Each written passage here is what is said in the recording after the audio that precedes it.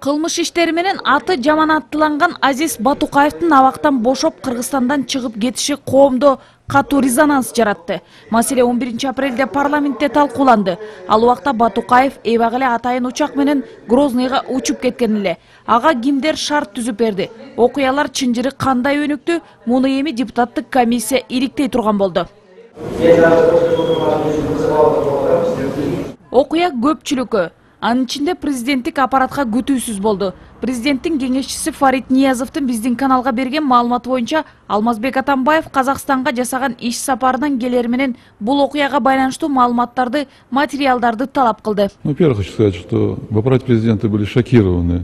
Президенттин аппараты үчүн бул маалымат түшкө кирбегендей окуя болду. Президент бул окуя боюнча толук маалымат берүүнү талап кылды. Мен бир нерсени ачык айта алам. Президент жарыялаган күрөш мындан да ыкчамдап кылмыш чөйрөсүнүн бир да мүчөсү баш көтөрө албайт. Негизи окуя 9-апрель күнү болгон. Нарын шаардык сотунун судьясы Жапар Эрматов ошол Теңир тоодогу номер 4-тергөө абагынын башчысы Абылгазиевдин өтүнүчүн канааттандырып, Азиз Батукаевди мөөнөтүнөн мурда эркиндикке чыгаруу боюнча чечим кабыл алган. Батукаев дагы 8 жылдан ашуун отурушу керек болчу. Соттун маалыматы боюнча Батукаев катуу жана айыккыс ооруга чалдыккан экен.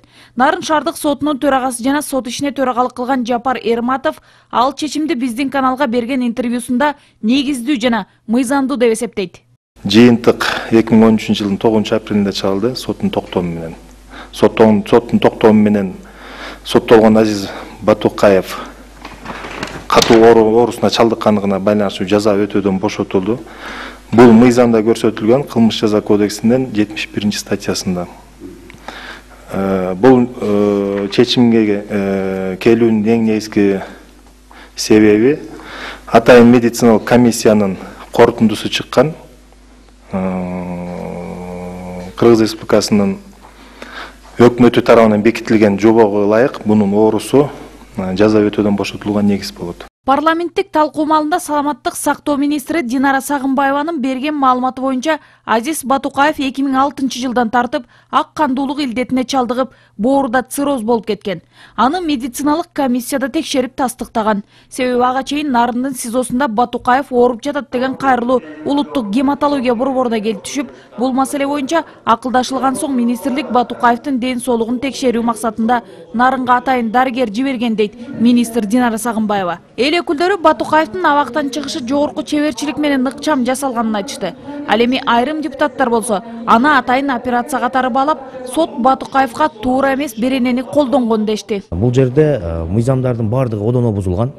363-беренени колдонуп жетекчилиги менен сот чечим чыгарып берген, бирок ал беренеде дагы чыгарар алдында сот ошол кылмышкердин кылган кылмышынын оордугун жана өзүнүн жеке адамдык сапатына баа бериш керек деп турат.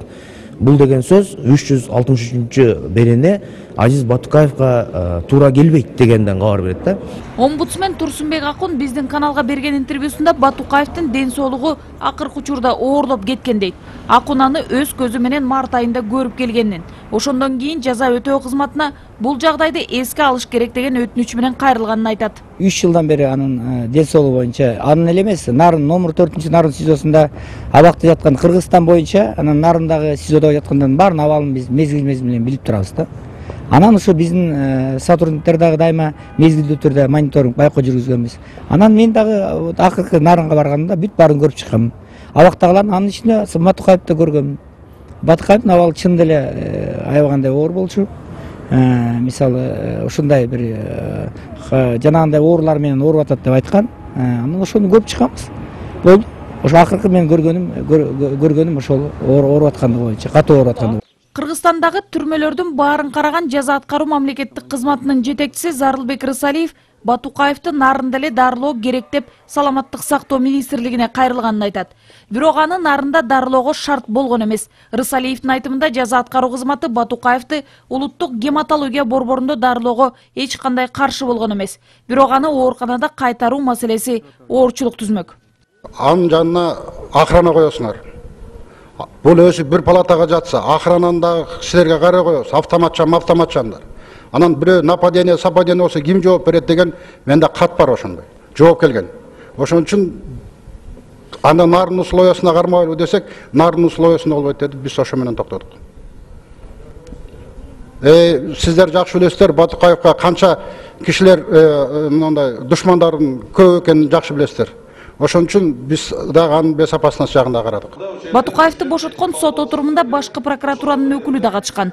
11-апрелдеги парламент жыйынында Жогорку кеңештин депутаттары 2005-жылы депутат Тынычбек Акматбаевдин, парламенттин 2 кызматкеринин жана жаза аткаруу кызматынын ошол кездеги жетекчиси Икматулла Полотовдун өлүмүнө тиешеси бар адамдын эркиндикке чыгып жатканын көрүп туруп, ага каршылык кылбаган прокуратура кызматкерлерине нааразычылык билдиришти. Башкы прокурордун айтымында Батукаевди бошотуу боюнча сот өкүмү бир да мыйзамга каршы келбейт. Анын үстүнө Батукаевдин оорусун тастыктаган 3 комиссиянын бүтүмдөрү да бар. Ошондон башкы прокуратура сотко катышкан прокурордун иш аракетинен мыйзамга каршы келген эч нерсе тапкан жок. 3 комиссиянын заключениясы бар болчу. Мен ойлойм, ол прокурорго ошол заключениялар негиз болду деп. Анткени эгерде бир эле заключение болсо, бөлөк маселе болот эле, бирок 3 заключение болуп турса, прокурордун колунда перечень заболеваний турса, ал перечень боюнча куткарууга, бошотууга бул оору боюнча жатса, анда мен ойлойм, прокурордун кыймыл аракетинде эч бир мыйзам бузуу жок.